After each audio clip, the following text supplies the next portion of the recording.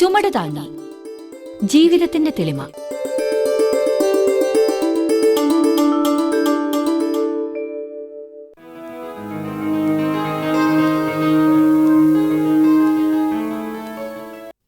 Father, ഗംഗാരേട്ടൻ വന്നിട്ടുണ്ട്.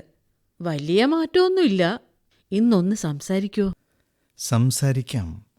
എന്തു പറയും ഗംഗാധരനോട് ഞാൻ? ഫാദർ വെറുതെ സംസാരിച്ചാൽ മതി. കാര്യം താനേ പുറത്തു വരും. കഴിഞ്ഞ ദിവസം ഞാൻ പറഞ്ഞു, ഇതിൻ്റെ പരിഹാരം കണ്ടെത്തേണ്ടത് ടീച്ചറാണ്. കുട്ടപ്പായി പണക്കാരനാവുന്നതിലുള്ള അസഹിഷ്ണുത, അതിന്മേൽ നടത്തിയ താരതമ്യം, കുട്ടപ്പായിയുടെ മുന്നിൽ അത് വെളിപ്പെട്ടത്, ഇതൊക്കെ ഗംഗാധരനെ വല്ലാതെ തളർത്തിയിട്ടുണ്ട്. ഇതിൽ ബേബി ടീച്ചറിനല്ലാതെ ആർക്കിടപെടാൻ കഴിയും? ഇങ്ങനെ കൈയൊഴിയല്ലേ ഫാദർ. എനിക്ക് പഴയ പോലെ സ്റ്റാൻഡേർഡ് ഇല്ലാത്ത ഗംഗാരേട്ടൻ മതി. അതൊരു വിചിത്രമായ വാദഗതിയാണല്ലോ, ഭർത്താവിന് സ്റ്റാൻഡേർഡ് വേണ്ട എന്നുള്ളത്. ഫാദർ, ഞാൻ എത്ര വട്ടം പറഞ്ഞു, വീട്ടിലെ അന്തരീക്ഷം ആകെ മാറി. ഞാൻ പറയുന്നത് ആർക്കും മനസ്സിലാകുന്നില്ല. ടീച്ചർ പറയുന്നത് ഗംഗാധരന് മനസ്സിലായി, അതാണ് പ്രശ്നം. അയാളെ വല്ലാതെ നിരന്തരം ശല്യപ്പെടുത്തി കാണും. അയാളിൽ അപകർഷതയുണ്ടാക്കാൻ ടീച്ചർ ശ്രമിച്ചു, അത് തിരിച്ചടിച്ചു. അതിനെ അതിജീവിക്കാൻ ഗംഗാധരൻ സ്വന്തം മാർഗം കണ്ടെത്തി. ഫാദറെ, പ്ലീസ്, പറ്റുമെങ്കിൽ ഒന്ന് സംസാരിക്കേ.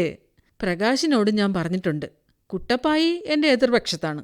ഞാൻ സംസാരിക്കാം, എങ്ങനെയെന്ന് എനിക്കറിയില്ല എന്നു മാത്രം.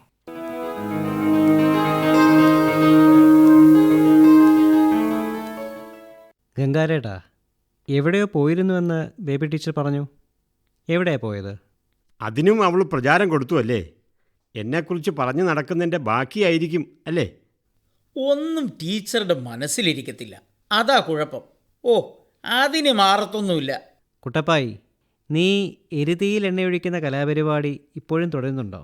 കുട്ടപ്പായി പറഞ്ഞതിൽ കാര്യമുണ്ട് പ്രകാശേ. ബേബിയുടെ ഇത്തരം നാക്കിന് എല്ലില്ലാത്ത വർത്തമാനം കാരണം ധാരാളം പ്രശ്നങ്ങളുണ്ടായിട്ടുണ്ട്.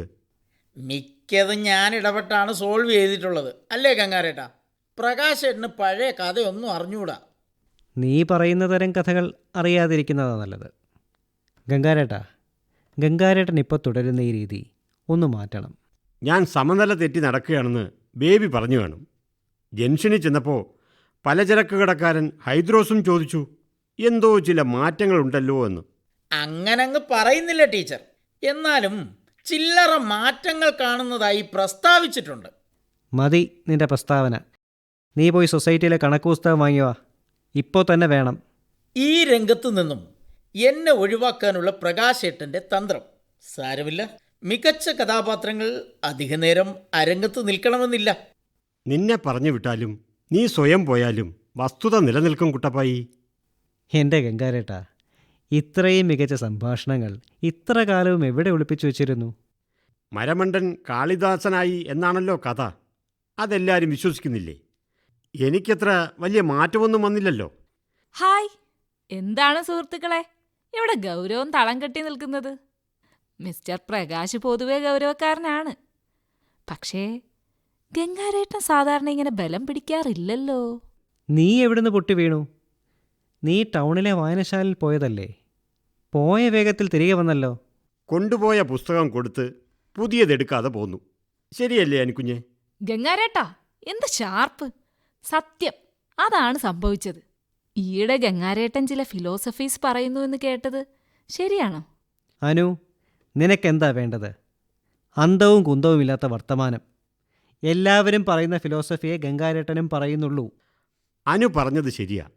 എന്നെപ്പോലുള്ളവർ തിരിച്ചറിവോടെ പെരുമാറിയാൽ അസ്വാഭാവികം എന്ന് പറയും.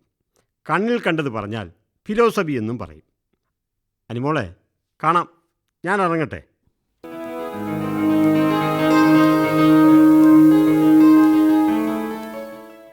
പ്രകാശേട്ടാ, ഗംഗാരേട്ടൻ എന്തൊരു മാറ്റമാ!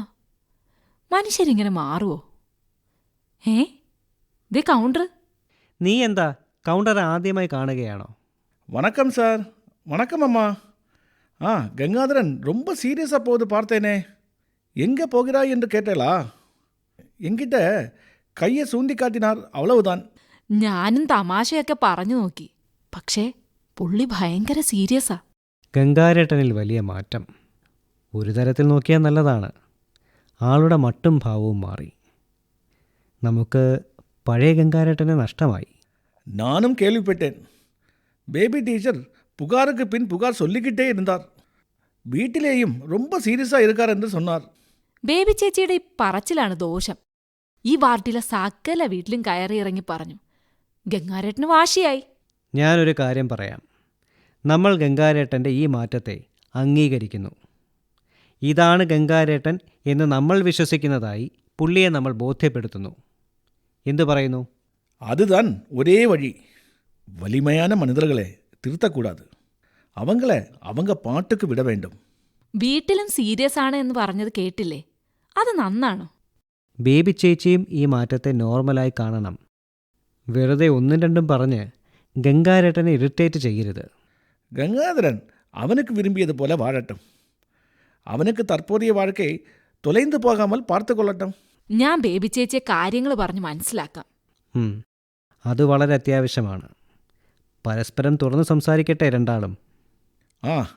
இந்த விஷயத்தில் மொத்தமாக 4 நாள். அதுக்குள்ளே அவங்க பழைய மாதிரி ஆவாங்க. அதுவும் നമുക്ക് பார்க்கலாம். കൗണ്ടറേ, പ്രകാശേട്ടൻ പറഞ്ഞതുപോലെ സമയം കൊടുക്കാം. ഒരാൾ തന്റെ അധ്വാനം കൊണ്ട് വളരുമെങ്കിൽ നമ്മൾ പ്രോത്സാഹിപ്പിക്കണം. വല്ലാത്തൊരു ദിവസം. ആകപ്പാടെ ഒരു ഉന്മേഷവുമില്ലാത്തൊരു പകൽ. சார், எல்லாம் சரியாகிவிடும். நம்ம காத்திருப்போம்.